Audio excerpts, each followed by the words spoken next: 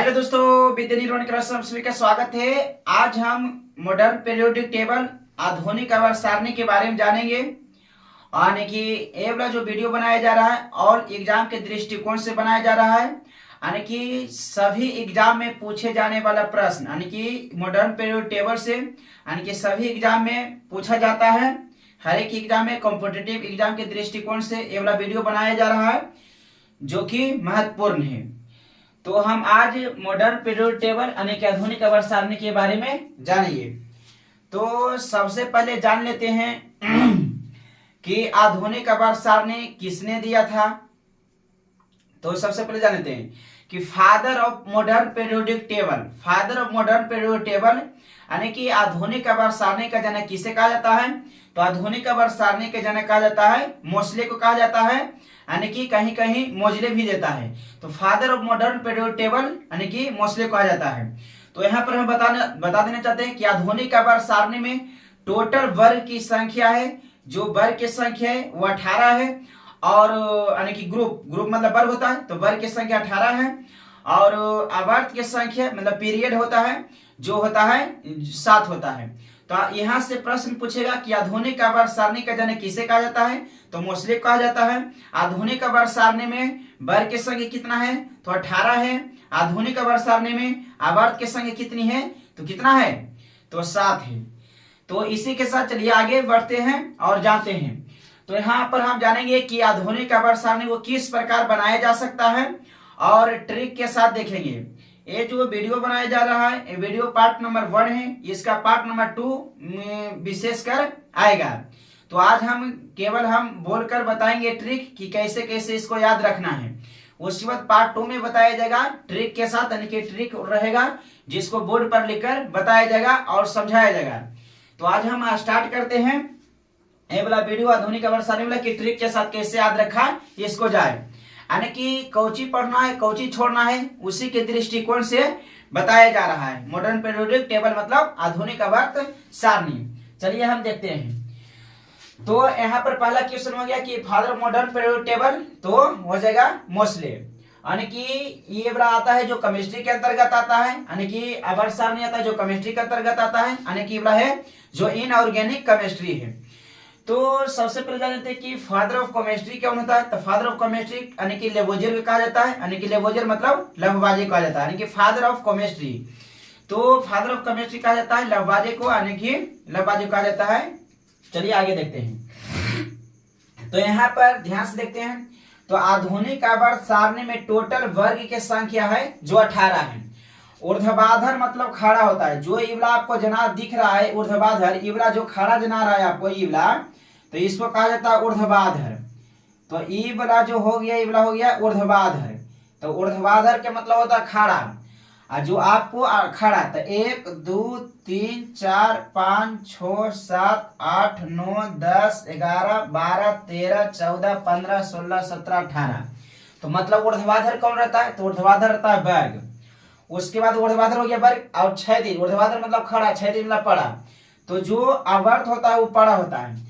तो सूत्र का है तो 1 2 3 4 5 6 7। तो 7 हो गया, यहाँ पर आवर्त हो गया। तो यहाँ पर पूछेगा आवर्त की संख्या कितनी है, तो 7 है। वर्ग की संख्या कितना है, तो 18 है। तो हम यहाँ पर ध्यान लगा के देखते हैं। ये वाला हो गया जो पहला वर्ग हो गया।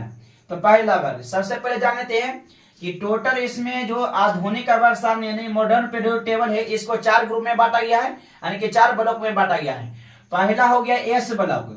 तो एस ब्लॉक में वर्ग 1 और वर्ग 2 को रखा गया है। यानी कि सबसे पहले यहाँ पर जानते हैं, यहाँ पर ध्यान रखिए कि आधुनिक आवर्त सारणी जिसको 2 ग्रुप उपवर्ग में बांटा गया है, यानी कि ग्रुप ए और ग्रुप 2 में बांटा गया है।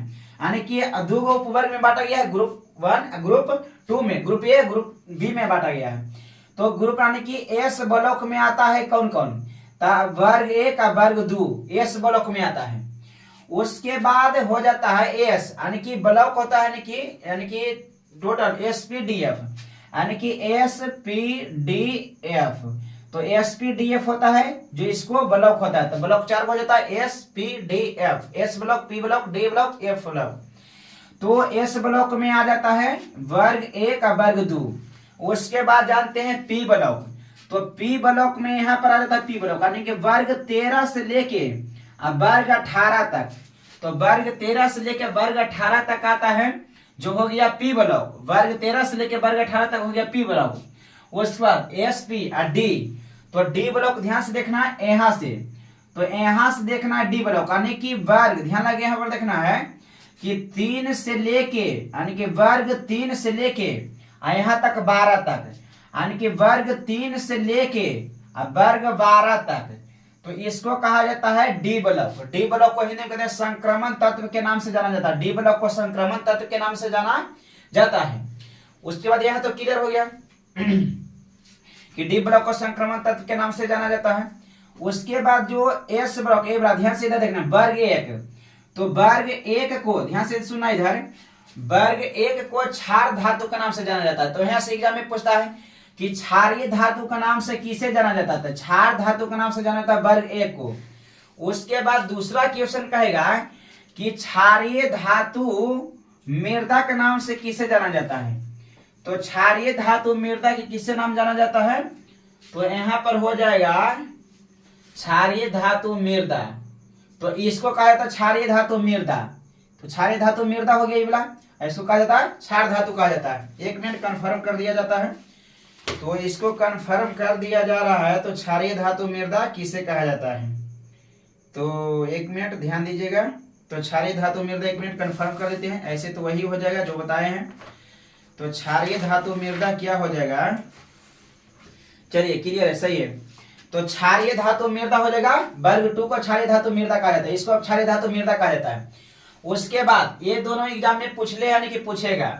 उसके बाद इसको कहा जाता है वर्ग 17वां के तत्व कहा जाता है हाइड्रोजन तत्व के नाम से जाना जाता है। वर्ग 17वां के तत्व के कहा जाता है यानी कि हाइड्रोजन तत्व के नाम से जाना जाता है, जो कि यहाँ पर बताया गया है वर्ग 17वां के तत्व के नाम से जाना जाता है, तो हाइड्रोजन तत्व। और इसको कहा जाता है वर्ग 18 यानी कि इसको नोबेल गैस के नाम जाना जाता है, यानी कि वर्ग 18 को नोबेल गैस कहा जाता है, अक्रिय गैस कहा जाता है, निष्क्रिय गैस कहा जाता है, इसी को कहा जाता है। और शून्य वर्ग के तत्व के नाम से भी जाना जाता है, यानी कि वर्ग 18 को शून्य वर्ग के तत्व के नाम से जाना जाता है, वर्ग 18 को। उसके बाद आगे देखा जाए तो ध्यान से इधर देखा जाए तो यहाँ पर बताया गया है, यहाँ पर ध्यान से देख लीजिए कि यहाँ पर, हाँ तो यहाँ पर बताया गया, ध्यान से इधर दीजिएगा कि वर्ग 1 को कहा जाता है क्षार धातु कहा जाता है, वर्ग 2 को क्षारीय धातु मृदा, वर्ग 17 को हाइड्रोजन तत्व, और उसके बाद वर्ग 18 को उत्कृष्ट तत्व कहा जाता है, यानी कि नोबेल गैस, जो कि हम बता दिए हैं। उसके बाद आगे देखा जाए तो आगे वाला क्लियर हो गया है। उसके बाद जान लेते हैं, उसके बाद हम ट्रिक को देखेंगे, अभी वेट करिए, ट्रिक को देखेंगे अभी। तो सबसे पहले 2 वर्ग में बांटा गया है, यानी कि आधुनिक आवर्त सारणी में 7 वर्ग हो गया, सॉरी आवर्त 7 हो गया, वर्ग हो गया 18 गो, ये तो क्लियर हो गया। यानी कि यहाँ पर जान लेते हैं थोड़ा सा इंट्रोडक्शन जान लेते हैं कि प्रथम आवर्त में कितना तत्व है। तब प्रथम आवर्त में 2 गो तत्व है। हम अभी बताएं कि आवर्त मतलब क्षैतिज होता है, तो ऐसे जाना, आवर्त जैसे कहेगा जैसे ऐसे जाना है, और वर्ग कहेगा जैसे ऐसे आना है। वर्ग में ऊर्ध्वाधर, ऊर्ध्वाधर मतलब खड़ा, और क्षैतिज मतलब पड़ा। तो 1 और 2 यानी कि पहला आवर्त में 2 गो तत्व है। कौन कौन है, हाइड्रोजन हीलियम। तो यहाँ पर देखना है, तो पहला वर्ग में 2 तत्व, 2 गो कोची कोची है, तो हाइड्रोजन है और हीलियम है, हाइड्रोजन और हीलियम। उसके बाद देखा जाए दूसरा, यानी कहेगा आवर्त दूसरा में, आवर्त दूसरा में, तो दूसरा आवर्त ये वाला हो गया, ये वाला हो गया दूसरा आवर्त, ये वाला इधर 2 हो गया, यहाँ पर यहाँ इधर जाना है। तो दूसरा आवर्त में कितना तत्व है, 1 2 3 4 5 6 7 8, यानी कि एग्जाम में पूछेगा कि दूसरा आवर्त में टोटल तत्व की संख्या कितना है। तो दूसरा आवर्त में 8 गो तत्व है, कितना है 8 गो। उसी प्रकार तीसरा आवर्त में देखना है, तो तीसरा आवर्त ही हो गया, मतलब कि पहला आवर्त, दूसरा आवर्त, तीसरा आवर्त, चौथा आवर्त, 5वां हो गया, 6ठा हो गया, उसके बाद 7वां हो गया, तो 7 गो आवर्त हो गया। उस वक्त देखते हैं तो कि तीसरा आवर्त में टोटल कितना तत्व है, जो तीसरा हो जाएगा तीसरा आवर्त। तो 1 2 3 4 5 6 7 8, तो तीसरा आवर्त में 8 है, मतलब पहला आवर्त में 2 गो, दूसरा में 8 गो, तीसरा में 8 गो। तो तीसरा आवर्त में हो जाएगा टोटल हो जाएगा 8 तत्व। कहां से कहां तक, तो तीसरा आवर्त में यानी कि सोडियम से लेके, तो सोडियम से लेके हो जाएगा आर्गन तक, ऐसे मैंने ऐसे याद रखना है, आपको देख के याद रखना है। उसका दूसरा आवर्त में यानी कि लिथियम से लेके और लिथियम से लेके नियॉन तक हो जाएगा। पहला तो हाइड्रोजन हीलियम। उसको देखते हैं चौथा में, तो चौथा आवर्ती हो गया यानी कि पोटेशियम से लेके 19 से लेके यानी कि क्रिप्टन तक यानी कि 36 तक, यानी कि 19 से लेके 36 तक हो गया, जो हो गया चौथा आवर्त हो गया। इसमें टोटल तत्व की संख्या कितना है, तो यहाँ पर ध्यान से देखिए तत्व की संख्या 18 है। तो 18 हो गया कितना, तीसरा भी आवर्त में 18, 1 2 2 3 4 5 6 7 8 हो, तीसरा आवर्त में 8 हुए, यानी कि तृतीय आवर्त में 18 नहीं 8 हो जाएगा। तो तीसरा आवर्त में हो जाएगा 8 गो। उसके बाद चौथा में हो जाएगा, चौथा में हो जाएगा 18 गो। तो चौथा आवर्त में हो जाएगा टोटल 18 तत्व हो जाएगा। उसके बाद पांचवा आवर्त, तो पांचवा आवर्त में भी 18 तत्व टोटल हो जाएगा, यानी कि कहां से लेके आरबी से लेके हो जाएगा कहां तक, एक्सी तक, जेनोम तक हो जाएगा। उसके बाद हो गया पांचवा आवर्त क्लियर हो गया। तो पांचवा आवर्त में टोटल कितना तत्व है, तो यहाँ पर देखना है पांचवा आवर्त में टोटल 54 गो है। ध्यान से देखना है फोकस, यानी कि पांचवा आवर्त में टोटल 54 तत्व है। 54 को कैसे हो गया, तो 54 को कैसे हो जाएगा इसमें चौथा यानी कि पांचवा आवर्त में, तो पांचवा आवर्त में कहाँ है, तो पांचवा आवर्त में यहाँ पर बताया गया है 54 को बताया गया है, यानी कि पांचवा आवर्त में टोटल कितना है, तो पांचवा आवर्त में टोटल है 18 तत्व। 54 कैसे हो जाएगा, 18 में होगा। तो पांचवा आवर्त में हो जाएगा टोटल हो जाएगा 18 तत्व पांचवा आवर्त में। तो पांचवा आवर्त में टोटल हो जाएगा 18 तत्व हो जाएगा। पांचवा आवर्त में टोटल 18 तत्व। देखिए यहाँ पर ये पांचवा आवर्त है 1 2 3 4 5 6 7 8 9 10 11 12 13 14 17 18 तो पांचवा आवर्त में 18 गो। उसके बाद छठा आवर्त में देखिए, तो छठा आवर्त में यहाँ पर लैंथेनाइड है, यहाँ पर ध्यान लगे रखिए लैंथेनाइड। तो लैंथेनाइड है तो 57 से लेके 71 तक। तो यहाँ देखिए 57 से लेके 71 तक। और उसके बाद 89 इबला जो 7वां आवर्त है वो 89 से लेके 103 तक। तो 89 से लेके 103 तक। तो यहाँ पर 57 से लेके 71 तक यहाँ तक जाना है इबला, यानी कि हो जाएगा इबला हो जाएगा इबला इधर हो जाएगा, यानी कि 57। तो 57 से लेके इबला हो जाएगा एकराम हो जाएगा। और उसके बाद यहाँ से 89 हो जाएगा इसमें। तो इसको कहा जाता है अंतर संक्रमण तत्व, मतलब एफ बलव। तो एफ बलव कहाँ से कहाँ है, यानी कि 57 से लेके यहाँ पर 57 से लेके 71। उसके बाद दूसरा हो जाएगा इबला दूसरा सारणी हो जाएगा 89 से लेके 103 तक हो जाएगा दूसरा सारणी हो जाएगा। क्लियर, तो यहाँ तक क्लियर हो गया। तो इसमें देखिए तो कहेगा कौन छठा आवर्त में टोटल तत्व कितना है, तो छठा आवर्त में यानी कि षष्ठम आवर्त में टोटल तत्व की संख्या 32, यानी कि छठा आवर्त में टोटल तत्व की संख्या कितना है 32। और सातवां आवर्त है जो अभी अधूरा है, तो इसमें टोटल 25 तत्व है, यानी कि सातवां आवर्त में टोटल तत्व की संख्या है जो 25 है। और छठा आवर्त में टोटल तत्व की संख्या है जो 32 है, यानी कि छठा आवर्त, तो छठा आवर्त में टोटल तत्व की संख्या है जो 32 है। छठा आवर्त में टोटल तत्व की संख्या 32 है। और पांचवा आवर्त में तत्व की संख्या 18 है। चौथा आवर्त में भी तत्व की संख्या 18 है। उसके बाद 18 हो गया। उसके बाद तृतीय आवर्त में 8 गो, दूसरी आवर्त में 8 गो, और उसके बाद पहला आवर्त में 2 गो। तो यहाँ पर ध्यान देने वाली बात क्या है, फिर से हम बताते हैं, इंपॉर्टेंट है, ध्यान सुनिएगा।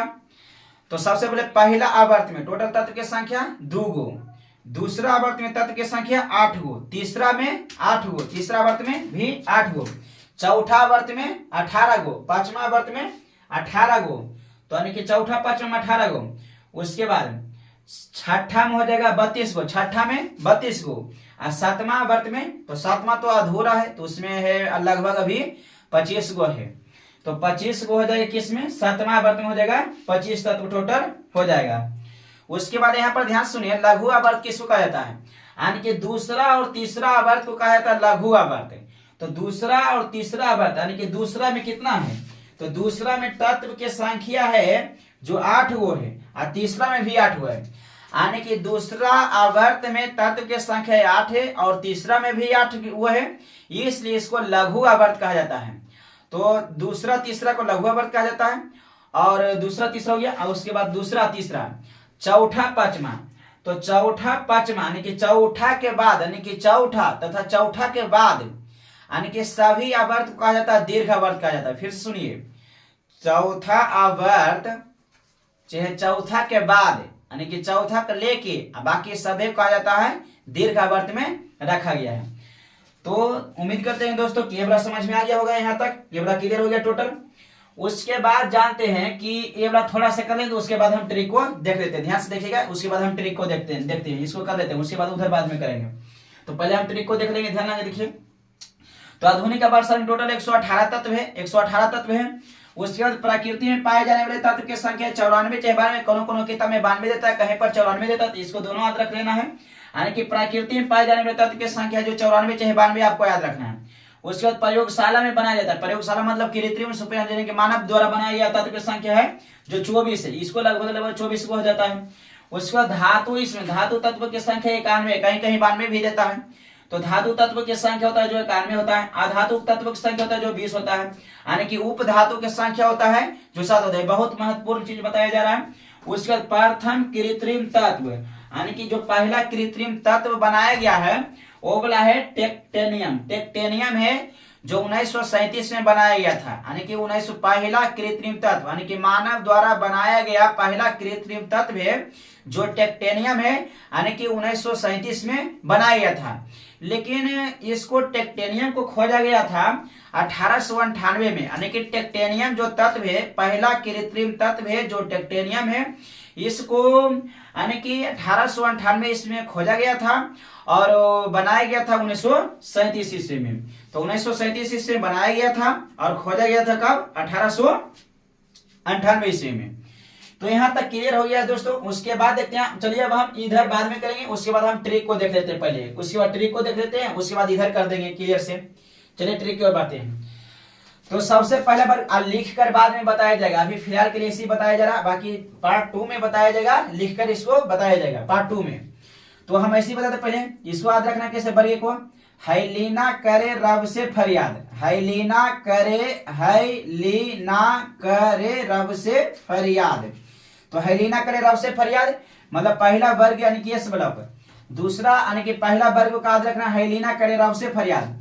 इसको लिखकर अगले वीडियो में बताया जाएगा, केवल ट्रिक को बताया जाएगा, ठीक है। उसके बाद दूसरा में चलते हैं। तो दूसरा वर्ग में हो जाएगा कुछ कि बेटा मांगे काला शर्ट बाप राजी, यानी कि बेटा मांगे काला शर्ट बाप राजी हो जाएगा दूसरा वर्ग। या फिर दूसरा ट्रिक से याद रखते हैं कि बेटा मांगे कन्या सुंदर बाप राजी, बेटा मांगे कन्या सुंदर बाप राजी। या फिर दूसरा याद रख सकते हैं यानी कि बेटा मांगे कार स्कूटर बाप राजी, ये तो हो गया, क्लियर हो गया। बेटा मांगे कन्या सुंदर, ये तो हो गया, यानी कि चलो हो गया क्लियर। दो ट्रिक बताया जा रहा है। तो इधर यानी कि एस ब्लॉक वाला क्लियर हो गया, 2 ट्रिक, यानी कि बेटा मांगे कन्या सुंदर बाप राज में, तो ये वाला क्लियर हो गया। उसके बाद देखते हैं वर्ग, देखते हैं 13वां। तो वर्ग 13वां देखते हैं कि इसको ट्रिक क्या है, वर्ग 13 को याद करने का ट्रिक। तो वर्ग 13 को याद करने का ट्रिक क्या है, यानी क्या कहेगा कि बाल गए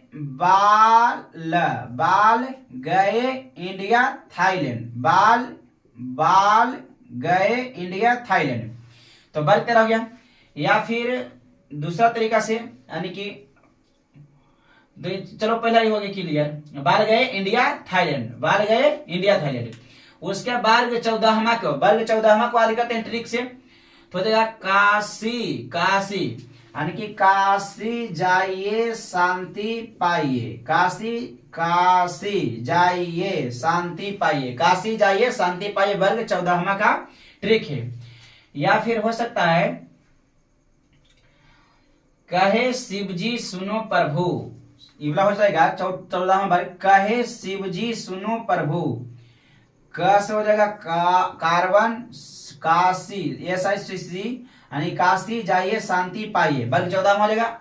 अगले वीडियो में ट्रिक को लिखकर बताया जाएगा, टेंशन नहीं लेना। उसके बाद यहाँ पर याद रखना है काशी जाइए शांति पाइए हो गया, चाहे कहे शिवजी सुनो प्रभु। उसके बाद वर्ग 15वां के तत्व क्या हो जाएगा, यानी कि न्यूज पेपर आज सब बिकेंगे। तो न्यूज पेपर आज सब बिकेंगे, न्यूज पेपर आज सब बिकेंगे, ये हो जाएगा वर्ग 15वां के ट्रिक है जो याद रखा जाता है, वर्ग 15वां के याद रखने का ट्रिक। तो न्यूज पेपर आज सब बिकेंगे। या फिर दूसरा ट्रिक से याद रखा जा सकता है, यानी कि नाना पापा असलम सब बीमार, नाना पापा असलम सब बीमार, नाना पापा असलम सब बीमार हो गया। उसके बाद वर्ग 16 को याद रखने से ट्रिक है, वर्ग 16 का क्या है, तो हो जाएगा ओ सनम से तेरे पोल खोल दूं, ओ सनम से तेरे पोल खोल दूं। तो हो जाएगा वर्ग 16वां को याद रखने का ट्रिक, यानी कि वर्ग 16वां को याद रखने का ट्रिक क्या है, तो ओ सनम से तेरे पोल खोल दूं, यानी कि ओ सनम से तेरे पोल खोल दूं। या फिर हो जाएगा वर्ग 16वां का दूसरा ट्रिक हो जाएगा याद करने का, ओल्ड स्टाइल से टीपो, ओल्ड स्टाइल से टीपो, यानी कि पुराना स्टाइल से टीपिए। उसके बाद हो जाएगा वर्ग 17वां से याद रखने का ट्रिक हो जाएगा, कल, यानी कि फिर कल बाहर आई आंटी, फिर कल बाहर आई आंटी, फिर कल बाहर आई आंटी, या फिर कल बारिश आएगी आंटी, याद रखना है। उसके बाद वर्ग 18वां क्या याद रखना है, हेनी अरकर, हेनी अरकर 0 रन दिया, हेनी अरकर ने आकर 0 रन दिया। तो ट्रिक क्लियर हो गया दोस्तों, यानी कि पूरा। हाँ, और इधर तो इधर इतना दूर क्लियर हो गया, यानी कि पी ब्लॉक क्लियर हो गया, उसके बाद एस ब्लॉक क्लियर हो गया। उसके बाद अब डी ब्लॉक देखते हैं, डी ब्लॉक देखते हैं। तो डी ब्लॉक को यहाँ से इधर से हम इधर आदि करेंगे, डी ब्लॉक को इधर से इधर, तो डी ब्लॉक को इधर से इधर आदि किया जाएगा। तो यहाँ से आदि करना है, ध्यान से इधर देखना है डी ब्लॉक को।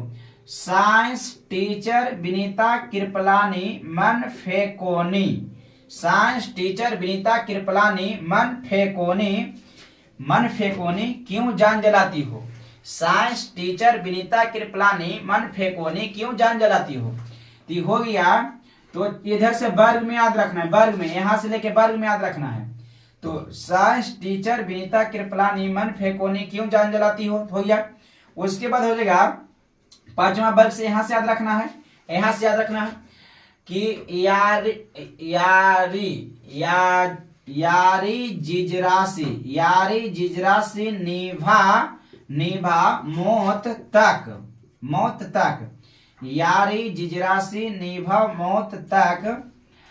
राह से दो याद रखना, RURH, राह से दो याद रखना, RURH। राह में पड़े आग में कूद जाना, राह में पड़े आग में कूद जाना। फिर से देखिए यहाँ पर, यानी कि यारी जिजरासी निभा मौत तक, यारी जिजरासी निभा मौत तक। राह में, राह से दो याद रखना, RURH, RURH, यानी कि राह में पड़े कूद, राह में पड़े आग में कूद जाना, राह में पड़े आग में कूद जाना। यानी कि यारी जिजरासी है जो निभा मौत तक, और निभा मौत तक राह में पड़े, राह में पड़े, राह में पड़े तो आग में कूद जाना। तो ट्रिक हो गया।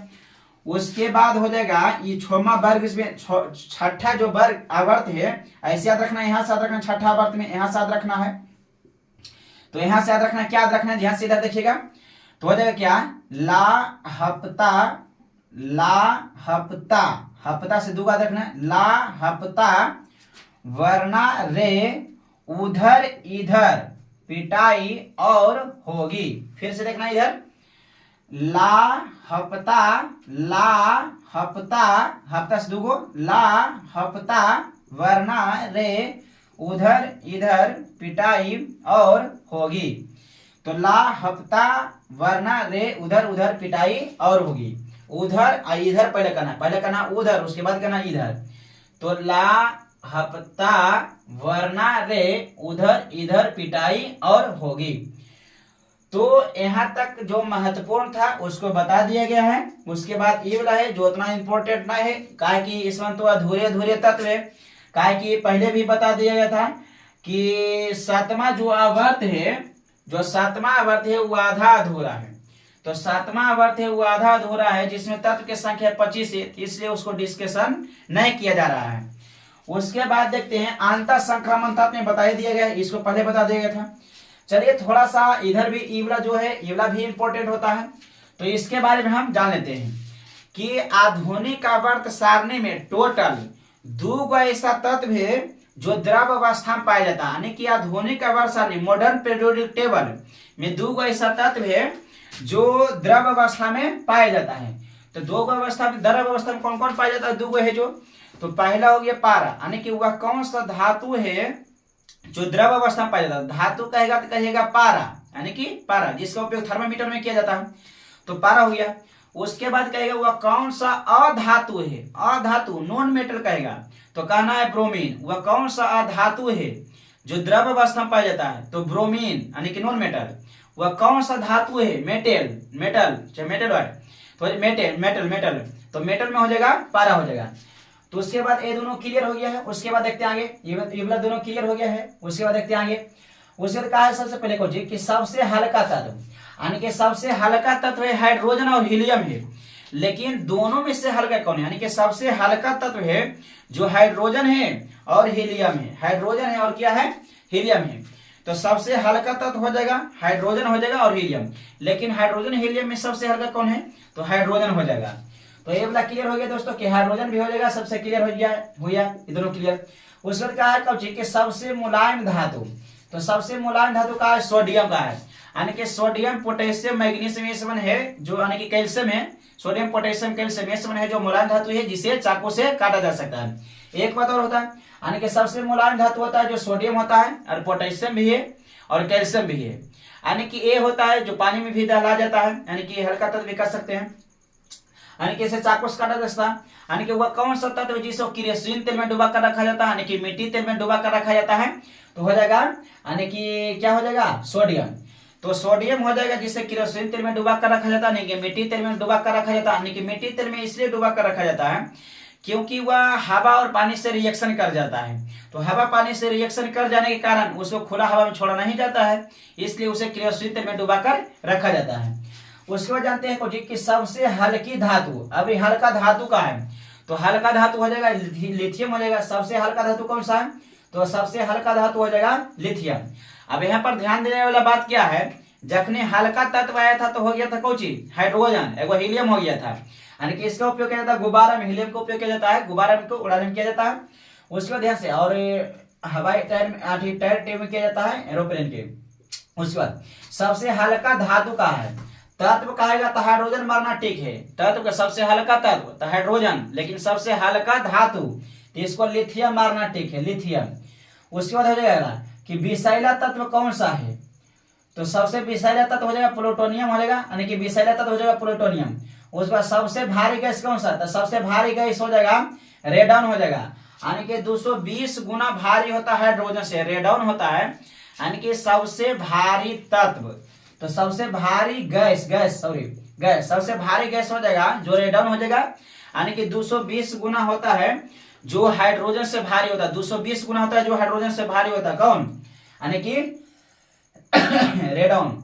उसका भूपर्पट्टी में सबसे अधिक मात्रा में पाए जाने वाला अधातु, अब यहाँ गलती हो गया, यहाँ धातु रहना चाहिए, तो हो जाएगा धातु में हो जाएगा क्या, एल्युमिनियम हो जाएगा, यानी कि भूपर्पट्टी पर, यानी कि भूपर्पट्टी नहीं पृथ्वी की सबसे ऊपरी परत, यानी कि पृथ्वी की सबसे ऊपरी परत नहीं भूपर्पट्टी पर पाए जाने वाला सबसे अधिक मात्रा में तत्व कौन सा है, यानी कि धातु में, तो हो जाएगा कुछ कि एल्युमिनियम हो जाएगा जो सबसे ज्यादा मात्रा में भूपर्पट्टी पर पाया जाता है। यही है जो कहेगा कि मानव शरीर में सबसे ज्यादा मात्रा में कौन सा तत्व पाया जाता है, तो ऑक्सीजन हो जाएगा। मानव शरीर में सबसे ज्यादा मात्रा में पाया जाने वाला तत्व कौन सा है, तो ऑक्सीजन हो जाएगा। मानव शरीर में पाया जाने वाला सबसे तत्व कौन सा, ऑक्सीजन। वह सबसे भारी धातु हो जाएगा तो ओस्मियम हो जाएगा, यानी कि सबसे भारी धातु कौन सा है, यानी कि भारी धातु नहीं, यानी कि भारी तत्व, सबसे भारी तत्व कौन सा हो जाएगा, तो ओस्मियम हो जाएगा, जो सबसे भारी तत्व है ओस्मियम हो जाएगा। उसके बाद यानी कि विद्युत का सबसे अच्छा चालक, यानी कि विद्युत का कहेगा सर्वोत्तम चालक, बहुत इंपॉर्टेंट है, यानी कि विद्युत का सर्वोत्तम चालक कौन सा हो जाएगा, उसके बाद हो जाएगा चांदी हो जाएगा, यानी कि विद्युत का सर्वोत्तम चालक कौन सा हो जाएगा, चांदी, विद्युत का सर्वोत्तम चालक चांदी। यानी कि यहाँ से एक प्रश्न और पूछता है, यानी कि कहेगा धातु कहेगा तो चांदी हो जाएगा, अधातु कहेगा तो ग्रेफाइट। वह कौन सा धातु है जो विद्युत का सर्वोत्तम चालक होता है, अधातु में, तो अधातु में हो जाएगा ग्रेफाइट, और धातु कहेगा तो हो जाएगा चांदी, सर्वोत्तम चालक हो जाएगा। उसके बाद अगला प्रश्न पूछेगा कि सबसे ज्यादा आघात वर्धनीयता कौन धातु में होता है, तो सोना में होता है जो सबसे ज्यादा आघात वर्धनीयता मतलब पतला किया जा सकता है। ऐसा माना जाता है कि 1 ग्राम सोना से लगभग 2 किलोमीटर लंबा तार खींचा जा सकता है, ऐसा माना जा रहा है। तो यानी कि 1 ग्राम सोना से लगभग 2 किलोमीटर लंबा तार खींचा जा सकता है, यानी कि सोना से। तो वह कौन सा धातु, यहाँ तो वह सबसे ज्यादा आघात वर्धनीयता किसमें होता है, यानी कि सोना में होता है, मतलब AU, सोना की AU और चांदी की AG। मानव शरीर में पाए जाने वाला सबसे अधिक तत्व कौन सा होता है, ये तो बताए दिए गए थे, यानी ऑक्सीजन। तो हो जाएगा आगे कि सर्वाधिक इलेक्ट्रॉन ग्रहण करने वाला अधातु कौन सा है, यानी कि सबसे ज्यादा इलेक्ट्रॉन ग्रहण करने वाला, यानी कि इलेक्ट्रॉन ग्रहण करने वाला कौन सा हो जाएगा, तो ये हो जाएगा क्लोरीन हो जाएगा, सर्वाधिक इलेक्ट्रॉन। लेकिन यहाँ पर ध्यान देने वाली बात क्या है, कहा है सबसे ज्यादा विद्युत ऋणात्मक तत्व कौन सा हो जाएगा, तो यहाँ पर हो जाएगा फोन, यहाँ पर आ जाएगा फोन, FON, फोन। कहेगा कुछ कि सबसे अधिक विद्युत ऋणात्मक तत्व कौन सा है, तो सबसे अधिक विद्युत ऋणात्मक तत्व हो जाएगा फोन। सबसे अधिक विद्युत ऋणात्मक तत्व कौन सा हो जाएगा, फोन। फोन का मतलब क्या, F से हो जाएगा फ्लोरीन, O से हो जाएगा ऑक्सीजन, N से हो जाएगा नाइट्रोजन। ये जो फोन है सबसे ज्यादा अधिक विद्युत ऋणात्मक तत्व है। तो यहाँ तक क्लियर हो गया होगा दोस्तों। तो सबसे ज्यादा विद्युत ऋणात्मक तत्व कौन सा होता है, तो फोन होता है। तो उम्मीद करते होंगे दोस्तों कि आप लोगों को समझ में आया होगा। तो अगर जो आपको समझ में आया होगा तो चैनल को यानी कि सब्सक्राइब करें और लाइक भी करें। तो उम्मीद करते होंगे दोस्तों कि समझ में आ गया होगा बढ़िया से। थैंक यू, धन्यवाद।